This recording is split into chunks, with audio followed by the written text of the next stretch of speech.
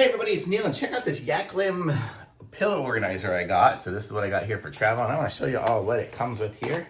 If I can open it up. It's a 7-day pillow organizer. 7-day pillow organizer.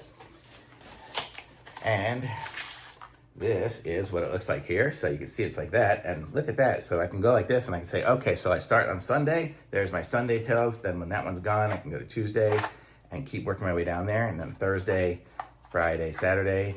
And then I have the ability to push this little button in. Watch, when I want to get it out, if I want to go in there, I can push it in. Oh, this finger doesn't work because I cut it.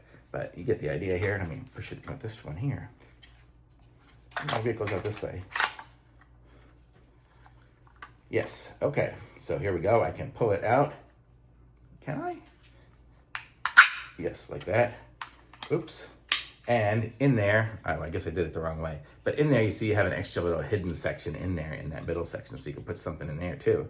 So how cool is that? So you've got that, and then you put it back in there again, like so. That little end goes on there.